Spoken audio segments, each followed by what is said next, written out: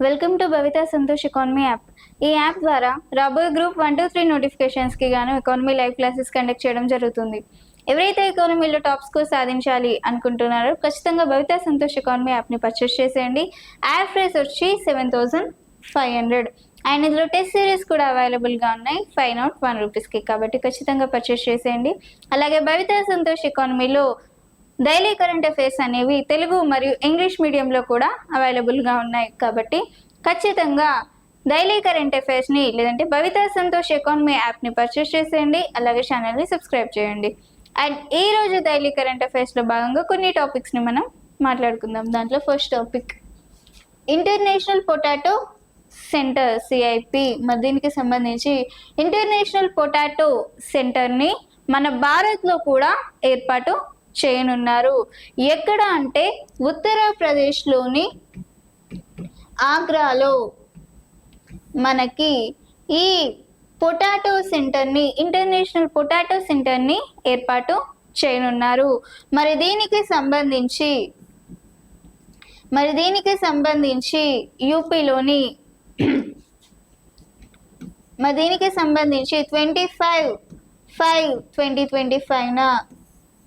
25/5/2025 మనకి కేంద్ర మంత్రి మండలి ఆమోద ముద్రను కూడా వేయడం జరిగింది. 25/6/2025 నిన్నటి రోజున కేంద్ర మంత్రి మండలి అనేది ఈ ఇంటర్నేషనల్ పొటాటో సెంటర్ని మన భారత్లో ఏర్పాటు చేయడం కోసం ఆమోద ముద్రను వేయడం జరిగింది. మరి ఎవరి నేతృత్వంలో అంటే ప్రధాని నరేంద్ర మోడీ నేతృత్వంలో ఏర్పాటు చేయడం జరిగింది. So the international potato center established also in India in the place of Uttar Pradesh in Agra. So this decision was taken by Union Cabinet Ministry on 25/6/2025 in the presence of Narendra Modi. Second operation Narnia. ఈ operation Narnia అనేది దేనికి సంబంధించింది అని అంటే ఇజ్రాయెల్కి ఇరాన్లకి మధ్య జరుగుతున్న వివాదాస్పదానికి సంబంధించి Israel ఇరాన్పై చేసే దాడుల కోసం ఈ ఆపరేషన్ని ఏర్పాటు చేయడం జరిగింది. అంటే ఇజ్రాయెల్ ఇరాను అణు కార్యక్రమాలను నిర్వహించడంతో ఇజ్రాయెల్ అనేది ఇరాన్పై దాడులు చేసే నేపథ్యంలో ఈ ఆపరేషన్ నార్నియాని ఏర్పాటు చేయడం జరిగింది. మరి ఇంతకు ముందు ఆపరేషన్ లయన్ ద్వారా దాడి చేయగా మరి ఈ వీరితో కాకుండా ఎవరైతే అణు రియాక్టర్స్ని నేరుగా క్రియేట్ చేస్తున్నారో ఆ శాస్త్రవేత్తలను నేరుగా చంపేయాలి అన్న ఉద్దేశంతో ఈ ఆపరేషన్ నార్నియాని ఏర్పాటు చేయడం జరిగింది. అంటే డైరెక్ట్గా ఇరాన్లోని ఈ అణు రియాక్టర్స్ని ఏర్పాటు చేసే శాస్త్రవేత్తలు ఎవరైతే ఉన్నారో వాళ్ళని ఎంపిక చేసి నేరుగా చంపేయడం జరిగింది. దాదాపుగా 10 మంది సైంటిస్టులని చంపేయడం జరిగింది. Operation Narnia. So operation Narnia is a disputes between Israel and Iran. So Israel attacking Iran because Iran is making anu reactors. Because of this reason Israel attacking Iran. So in this condition Israel makes an operation of Narnia to kill scientists who creates the anu reactors of the scientists. So in this operation successfully killed Iran scientists are only 10 members. Next, breast cancer treatment అనేది ఒక తేలు విషం ద్వారా breast cancer treatment అనేది జరుగుతుంది అని చెప్పి వివరించడం జరిగింది. మరి ఈ విధంగా ఎవరు వివరించారు అంటే యూనివర్సిటీ ఆఫ్ బ్రెజిల్ వివరించడం జరిగింది. University of Brazil. మరి ఆ తేలు యొక్క శాస్త్రీయ నామం ఏంటి అంటే బ్రోతోయియల్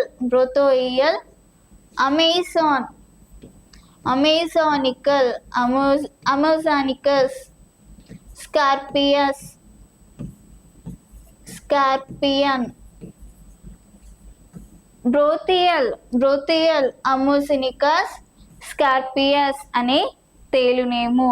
అంటే తేలు విషం ద్వారా కూడా బ్రెస్ట్ క్యాన్సర్కి చికిత్స ఉంటుంది అని చెప్పి యూనివర్సిటీ ఆఫ్ బ్రెజిల్ వాళ్ళు వివరించడం జరిగింది. So breast cancer treatment it is explained by the university of Brazil. So the treatment of breast cancer is possible of Scarpius venom of Amazon.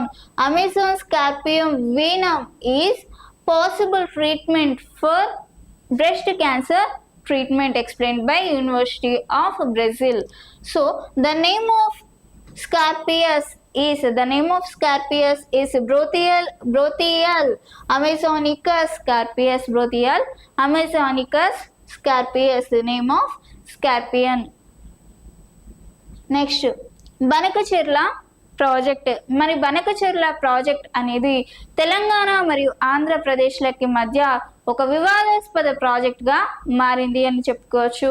దాదాపుగా 14 నుంచి 15 రోజుల కాల వ్యవధిలో ఈ బనకచెర్ల ప్రాజెక్టుపై వివాదాలు అనేవి కొనసాగుతున్నాయి. మరి బనకచెర్ల ప్రాజెక్ట్ని ఆంధ్రప్రదేశ్ ప్రభుత్వం చేపట్టడం జరిగింది. మరి దీనికి సంబంధించి తెలంగాణ ప్రభుత్వం అనేది స్ట్రాంగ్గా అడ్డుకుంటుంది, చాలా గట్టిగా వద్దనుకుంటుంది.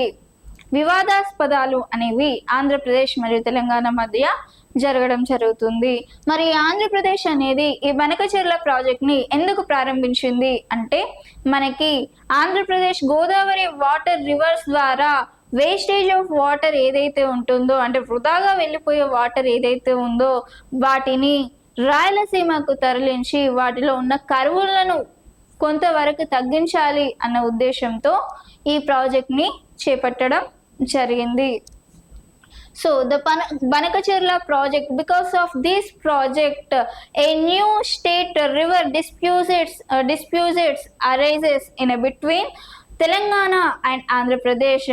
New state interstate water disputes arises between Telangana and Andhra Pradesh.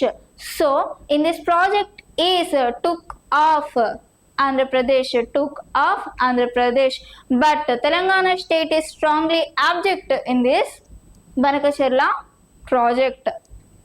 And next, elections of political parties proceeding of the commissions. అంటే రాజకీయ పార్టీలపై ఎన్నికల కమిషన్ చర్యలు తీసుకుంది. మరి రాజకీయ పార్టీలు ఏవైతే ఉన్నాయో అందులో దాదాపుగా 345 రాజకీయ పార్టీలు ఏవైతే ఉన్నాయో ఆ రాజకీయ పార్టీలను తొలగించాలి అన్న ఉద్దేశంతో ఈ ఎన్నికల కమిషన్ చర్యలు తీసుకురావడం జరిగింది. ఎన్నికలు కమిషన్ అనేది తీసుకురావడం జరిగింది. ఎందుకంటే ఈ 345 జాతీయ లేదంటే రాజకీయ పార్టీలు ఏవైతే ఉన్నాయో దాదాపుగా 6 సంవత్సరాల నుండి ఏ ఎలక్షన్స్ లోనూ పోటీ చేయలేదు. అంటే 2019 నుంచి 2025 వరకు ఏ ఒక్క ఎలక్షన్స్ లో కూడా పోటీ చేయని ఈ రాజకీయ పార్టీలని 345 రాజకీయ పార్టీలని తొలగించే ఉద్దేశంతో ఈ రాజకీయ పార్టీ లేదంటే ఎన్నికల కమిషన్ అనేది చర్యను తీసుకోవడం జరిగింది. మరి ఎన్నికల కమిషన్ యొక్క ఏర్పాటు అనేది ఎప్పుడు జరిగింది అంటే 1950 1950 జనవరి 25 అంటే రాజ్యాంగం వచ్చే ఒక్కరోజు ముందు ఈ ఎన్నికల కమిషన్ యొక్క ఏర్పాటు అనేది జరిగింది. మరి ప్రస్తుతం మన ఎన్నికల కమిషనర్ ఎవరు అంటే Gyanesh Kumar.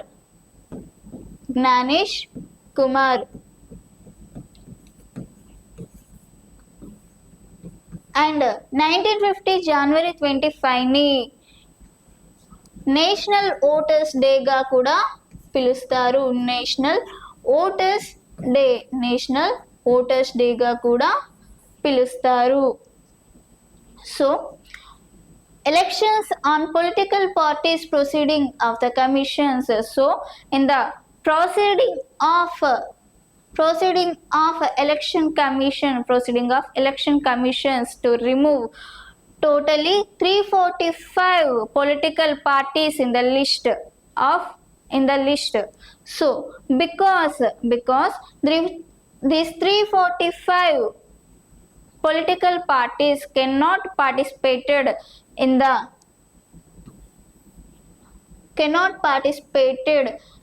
the year of 6 years in 6 years of the period or period of 6 years, these political parties cannot participated in any elections. Because of this reason, election commissions takes decision on political parties who doesn't participated on any elections to remove on the list. So now the Enikala commissions. So the Enikala commissions or election commission was established in 1950 June 25. So present our election commissioner is Gnanish Kumar. Our election commissioner is Gnanish Kumar, and we also known as January 25 is also called as National Voters Day. In Puri, the chariot of Jagannath. పూరిలో జగన్నాథ యాత్ర అనేది ప్రారంభించనున్నారు. మరి ఎప్పటి నుంచి అంటే 27 June 2025 నుండి 27 June 2025 నుంచి పూరిలో జగన్నాథ యాత్ర అనేది ప్రారంభించారు. మరి దీనికి సంబంధించి దాదాపుగా ఈ జగన్నాథ యాత్రలో 12 లక్షలకు పైగా భక్తులు తరలి రానున్నారు అని చెప్పి అంచనా వేయడం జరిగింది. మరి దీనిలో భాగంగా మొట్టమొదటిసారిగా దాదాపుగా 275 ఏఏ కెమెరాలను, ఆర్టిఫిషియల్ ఇంటెలిజెన్స్ బేస్డ్ కెమెరాలను ఏర్పాటు చేయనున్నారు. అలాగే డ్రోన్లని కూడా ఏర్పాటు చేయనున్నారు. 275 ఆర్టిఫిషియల్ ఇంటెలిజెన్స్ తో కూడిన డ్రోన్స్ ని అలాగే డ్రోన్లని కూడా 275 ఆర్టిఫిషియల్ ఇంటెలిజెన్స్ తో కూడిన కెమెరాలను అలాగే డ్రోన్స్ ని కూడా ఏర్పాటు చేయనున్నారు. మరి పూరిలో ఈ జగన్నాథ యాత్రకి సంబంధించి భక్తుల రద్దీ విషయంలో ఎలాంటి అవకతవకలు లేకుండా ఉండడం కోసం 10,000 మంది జవాన్లను కూడా నియమించడం జరిగింది. So in Puri, the chariot of Jagannath was held on 27 June 2025. In this occasion or in these celebrations, around 12 lakh people are presented on this occasion. 12 lakh people are presented this occasion. So in these occasions, government was protected by the peoples with 275 artificial intelligence based cameras and also drones and also recruit the 10,000 armies to protect the peoples in a country. and this is about Puri chariot of Jagannath. Next,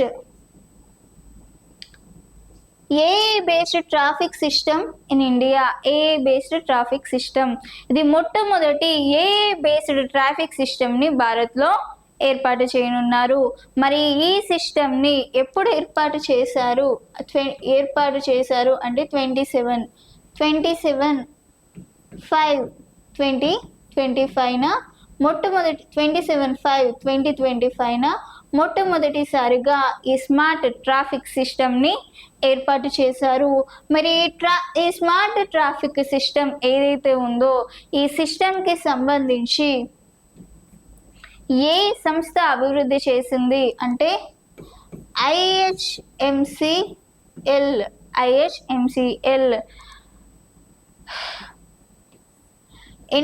international Hindustan management council limited, international high management commission limited అనే సంస్థ ఈ traffic సిస్టమ్ని అభివృద్ధి చేసింది. మరి ఏ సంస్థ దీన్ని అమలు చేసింది అంటే NHAI national highway authority of India అనే సంస్థ దీన్ని అమలు చేసింది. So the AI based smart traffic system in India is introduced on 27/5/2025. So the system is developed by the organization of IHMCL,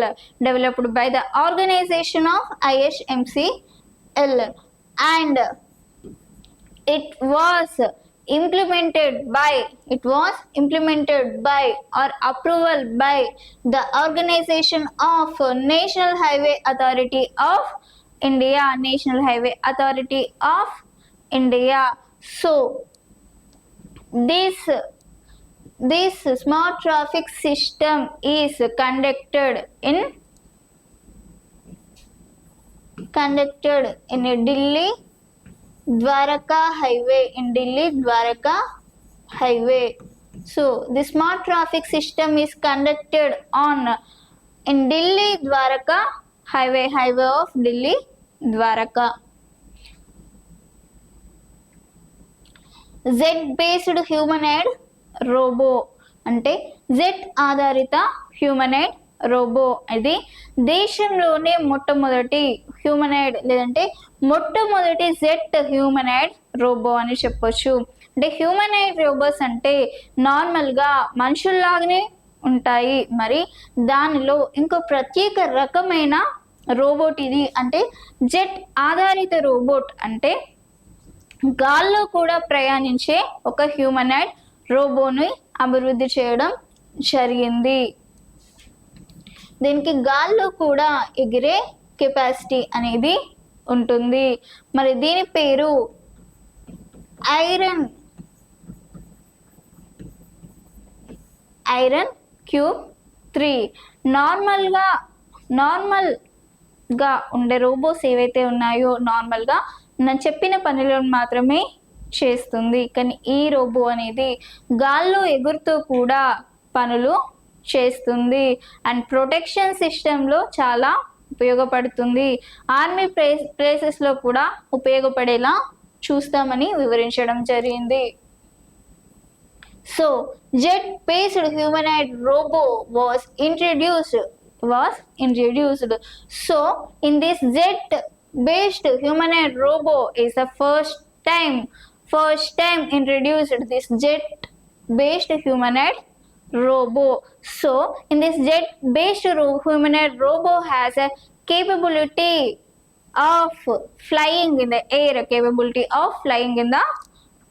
So and the name of jet based humanoid robo is Iron Cube 3. Name of jet based humanoid robo is Iron Cube 3. So this is the name of humanoid robo. UNAT initiative. మరి యుఎన్ఏటి ఇనిషియేటివ్ని ఎందుకు ప్రారంభించారు అంటే UN యొక్క 80వ వార్షికోత్సవం సందర్భంగా ఈ యుఎన్ఏటి ఇనిషియేటివ్ని ప్రారంభించడం జరిగింది. మరి దీనిలో భాగంగా యుఎన్ ఐక్యరాజ్య సమితి అనేది ప్రపంచంలో జరిగే సమస్యలన్నింటినీ పరిష్కరించే నేపథ్యంలో మరి వాటికి బలహీనతలను తొలగించి అలాగే సమర్థవంతంగా చేయడంలో ఈ యుఎన్ అనేది ఎంతగానో ఉపయోగపడుతుంది. మరి దీనికి సంబంధించి యుఎన్80 ఇనిషియేటివ్ని 80వ వార్షికోత్సవం సందర్భంగా అంటే ఐక్యరాజ్య సమితి యొక్క 80వ వార్షికోత్సవం సందర్భంగా ఈ యుఎన్80 ఇనిషియేటివ్ని ప్రారంభించడం జరిగింది. UN eighty initiative was launched by the occasion of 18th anniversary of UNO 18th anniversary of UNO. Next which chess masters winner Praggnanandhaa. మనకి ప్రజ్ఞానంద గురించి ఇదివరకే విన్నాం. ప్రపంచ చెస్లో తనకంటూ ఒక మార్క్ని క్రియేట్ చేసుకున్నాడు. మరి గ్రాండ్ మాస్టర్ బిరుదును కూడా తీసుకున్నాడు. మరి ఈ ప్రజ్ఞానంద ఇప్పుడు ప్రజెంట్ ఉచ్ చెస్ మాస్టర్లో ప్రజ్ఞానంద మరొకసారి విజయాన్ని సాధించాడు. దాదాపుగా మూడు అంతర్జాతీయ